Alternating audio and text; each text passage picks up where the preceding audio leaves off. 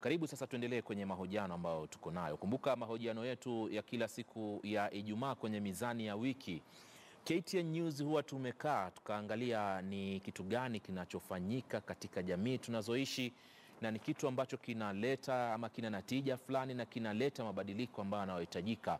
Ima ni watu wachache ama mtu mmoja ambaye amejitolea kuhakikisha kwamba maendeleo na vile vile mabadiliko yanapatikana. Ifahamike kwamba Kenya ni ama Wakenya ni watu ambao wenye huruma sana. Hilo tuweke wazi. Lakini miongoni mwao pia kuna watu wengine ambao ni wagumu na wengine hata wana roho mbaya. Lakini pale ambapo penye huruma ndio huwa sisi tunadakia kama KTN News na kushika kile ambacho kinachofanyika na kukiweka wazi ili upate kujua kunaendelea nini, ili iwe ni mfano mzuri kwa mimi na wewe tupate pia kuiga na sote kwa pamoja ni kwa mkumbo tunasonga mbele. Nazungumzia nini leo? Basi tunazungumzia waumini fulani hapa jijini Nairobi ambao wameshikana kwa pamoja na umoja wao ni nguvu. Bila shaka wameleta ama wanaleta mabadiliko katika taasisi za mafunzo, yani shule mbalimbali. Tayari wamefanya katika shule mbalimbali. Ni Kanisa la Mavuno sehemu ya Mashariki ambalo kuna watu wameshikana pale, wanajitolea, wananunua rangi, wanapaka rangi shule mbalimbali. Atatuelezea mwenyewe, lakini kabla ya kuendelea na yeye ni chongee tu kidogo picha. Tumetoka katika shule ambazo kama mfano kule mimi nilisoma sehemu ya Kikoani pale, na majengo shule za msingi, majengo ambayo tuliosomea pale ni mazuri sana, lakini yalikuwa kuni yale ya enzi za mkoloni. Ukiangalia kuta zile rangi ni zile ambazo wakati huo walikuwa ni zile rangi za mkoloni. Sijui sasa kama kuna mabadiliko, na bila shaka na hakika kuna mabadiliko ambayo yamefanywa. Ndio maana leo katika shule kama vile ya Rabai Road hapa jijini Nairobi, shule ya Lavington na shule nyinginezo ni miongoni mwa shule ambazo zimefaidi sana na mradi huu. Naye hapa mchungaji Milton Jumba kutoka Kanisa la Mavuno Mashariki lililoko maeneo ya Buruburu. Asante sana kwa kuweza kufika siku hii ya leo mchungaji. Asante sana bwana Manzo. Moja kwa moja ni ile kampeni ya sambaza upendo, yani ambao mko nayo nyinyi. Bila shaka labda umfahamishe tu mtazamaji hii kampeni inamaanisha nini upande wenu, ni kina nani ambao wanahusika zaidi? Hii kampeni ya kusambaza upendo tunaita actually spread the love. Ndio. Na kazi yake ni kusambaza upendo. Unajua sisi wote tumeumbwa katika umbo la Mungu. Ndiyo. Na sisi wote ni watoto wa Mungu mmoja. Na tukiangalia ya kuwa kuna wengine ambao maisha yao haiendi vizuri, labda zile shule ambazo wanaelekea kule kusoma zimechakaa. Vile tu unasema majengo yameharibika. Mimi nakumbuka nikiwa shule kitambo, lakini shule gani? Kimathi State Primary School. Wakati nilikuwa naenda shule, tulikuwa tunapewa vitabu na shule, tulikuwa tunapewa geometrical sets, kalamu, maziwa na shule ilikuwa mzuri. Lakini sasa ukiangalia unapata watoto wanaenda shule ambazo hazionekani vizuri. Na unajua bwana Manzo, hii inakuwa na ile effect ya kufanya huyu mtoto kupoteza esteem. Hajioni vizuri, hata focus kwa yale masomo yake hafanyi vizuri, na inakuwa ni vigumu yeye kupita mtihani. So tuliangalia kama kanisa na tukajiuliza, huyu mtoto asiposaidika atakuwa vipi? Ukiangalia vile elimu yetu iko, ni kama kichungi. Watu wakifanya mtihani, wale wako na zile matokeo mazuri, grades zao ni kubwa, wanabaki katika kichungi. Lakini wale wanapita wakienda kule chini ni wengi.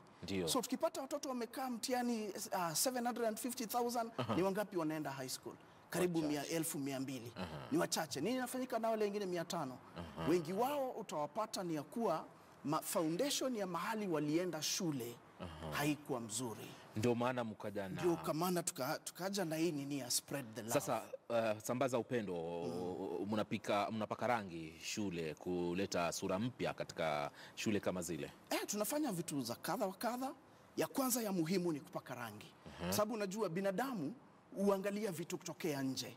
Hata ukiona msichana utamwanza kumuona vile amefanana nje. Ukiangalia nyumba inakaa vizuri utaanza kuangalia vile inafanana na nje. Ukiangalia gari utaanza kuangalia vile inafanana na nje. So tulianza na kupaka rangi. Na kusema huyu mtoto akija hata akiona vile shule yake inafanana itamtia mori. na kumsaidia kufanya kazi yake vizuri. So mahali pa kwanza tulianza ni kupaka rangi, lakini pia tunaunda vyoo kama Mlolongo Primary School. Kulikuwa na vyumba vibaya sana vya choo, na vilikuwa viwili. Ndio. Watoto ni karibu 2035. Aha. Na wadogo kutoka nursery kule hii PP1 kukielekea huko juu hadi class 8, darasa la 8. Ndio. Lakini vyumba vya kwenda msalani ni viwili. So sasa hata mwaka huu tunatengeza block ya vyumba vya kujisaidia pale Mlolongo, pale Mlolongo Primary School. So upande mmoja tumetengeza 10 tayari, hata mjengo unaendelea saa hii, lakini ikifikia mwezi wa 8 tutakuwa tumetengeza blocks 20 za. Mambo gani mengine mnafanya kando na hayo? Tumefanya landscaping ya mashule, maua kutengeneza. Kama Lavington Primary School tumetengeza ua, tumepanda nyasi kule, tumesaidia ili shule ibadilike vile inafanana. Ni nani anahusika hasa katika miradi kama hii ambao ndio mwanzo wake sasa mumeanza? Tulianza hapo nyuma kidogo. Tulianza na kusaidiana kutengeza prisons zetu. So tumekuwa industrial area, tumekuwa Lang'ata Women, tumekuwa katika ya Kitengela kule Athi River, tukisaidia wafungwa. Kwa sababu pia tunajua pale wale jamaa wasipobadilikia pale ndani, wakitoka tena bado itakuwa shida. So hapo ndio mahali tulianzia. Lakini tumeendelea kupanua huu mradi na tukajiambia mbona tusiangalie public primary schools na tuanzie pale. Ili siku moja ikifika Bwana Maanzo, mwezi wa Agosti, katika kaunti zote 47 za hii nchi kutakuwa na kazi kama hiyo ikifanyika. Hilo ndio lengo. Kwa hivyo hii ni kujaribu kupatia hii gurudumu momentum kidogo. Mtu mwingine ambaye anayetazama hivi sasa bila shaka atakuwa anajiuliza ni kina nani ambao wanahusika katika miradi kama hii? Manake unaenda kwenye taasisi ambazo ni za serikali, taasisi ambazo zimetengewa fedha za kufanya maendeleo na marekebisho na kitu kama hiyo. Ni kina nani sasa wanahusika katika miradi kama hii? Kwa sasa ni waumini wa Kanisa la Mavuno, marafiki zao, na tunaenda katika makampuni tukiitisha sponsorship za rangi, za simiti, kwa sababu kuna vile hata sakafu zimevunjika na watoto wanapata homa sana kutokana na ile vumbi. Tunaita watu wa zile communities ziko karibu na mali hizo shule zipo, na kuwa invite waje pale. Kwa hivyo ni mtu wowote anafaa kuja. Ningependa kusema hivi, ukiangalia wimbo wetu wa taifa, ukurasa wa 3 ni ukurasa mzuri sana Bwana Maanzo. Tuimbie kidogo. Nasema na tujenge taifa letu. Ndio wajibu wetu. Ndio. Kenya istahili heshima. Tuungane mikono pamoja kazini. Kila siku tuwe na shukrani. Unajua, hii kitu inasema ya kuwa mimi na wewe tunafaa kujenga hii taifa. Kwa hivyo ni mtu wowote anafaa kuja. Unajua shida ni tumefanya nchi yetu ikakuwa ya naomba serikali. Tunangoja usaidizi kutoka serikali. Tunangoja serikali ije ili ifanye mradi fulani. Na angalia kwa mfano, tukiendelea kungoja serikali ije kutengeza hizi shule, na zimekaa miaka karibu 50, na tunaona vile zinafanana, basi serikali itafika pale lini? Lakini mimi na wewe tukija pamoja, basi tunaweza fanya mabadiliko. Kama sasa waumini wetu, jinsi ile tunabadilisha shule kama hii ya Rabai, hii unaiona kwenye screen sasa. Tuliambia waumini wiki ya 3 ya kila mwezi Ijumaa tufunge, lakini ile 200 ungekula nayo chai ama lunch, itume katika ile pay bill ya kanisa, ama Jumapili njoo uilete kanisani. Alafu ile pesa baada ya miezi kama 8 hivi, ndio tulikuwa tukaikusanya, ilikuwa imefikia karibu nusu bilioni. Na nusu milioni ama bilioni? Milioni. Hiyo ni nusu milioni hiyo shule kubadilika hivyo.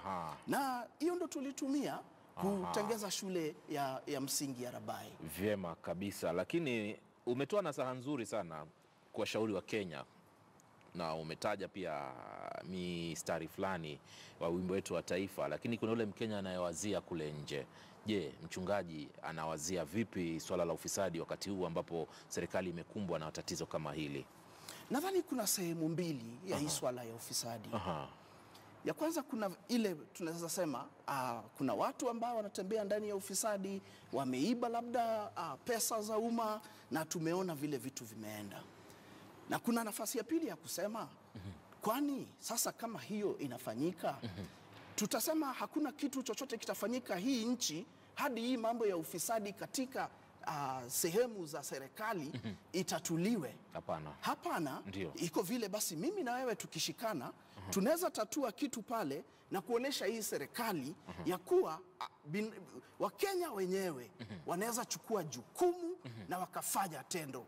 Unajua, tukiendelea kutengeza hizi shule na vitu kama hizo, sidhani wanasiasa watatuona na yale macho wamekuwa natuona nayo. Kwa sababu tumekuwa watu wa kutegemea mikono yao. Wakifungua mikono tunaramba pale, tunaramba pale. Watakuwa wanajua hawa si watu wa kuchezea. Kama wanaweza fanya maendeleo hivi, tutakuwa na uwezo wa kuwafanya wakuwe accountable. Lakini pia tunasema hata kama kanisa, mahali ufisadi upo, kanisa tutaongea na kusema hii haifai, kwa sababu hata mbele ya Mwenyezi Mungu hiyo sio sawa. Jamii, unadhani hii tunayoishi nayo hapa, kwa mfano nchini Kenya na mataifa mengine, unadhani jamii ipo katika mstari unaofaa kuhusiana na masuala ya maadili na kuhusiana na namna ambavyo ya kuishi na kutangamana kwa pamoja? Nadhani hatuko mahali pazuri, na ni kwa sababu ya vile jamii zetu zimefanya zikatenganishwa, especially na mambo ya siasa. Ukiangalia vizuri vile nchi yetu ipo, kuna vile tumejitenga. Makabila fulani wako mlengo fulani kulingana na makabila, tabaka kabisa. Na unajua hii mambo ilianza zamani kidogo. Ukiangalia mkoloni alipokuja, mimi sijui kama umeona hii mambo. Mkoloni alipokuja alitutawadisha, akasema hawa watu watajenga hii division, hawa hii division, hawa hii division, alafu watakuwa hii district. Hata dini wakatuletea dini tofauti tofauti katika sehemu mbalimbali za nchi.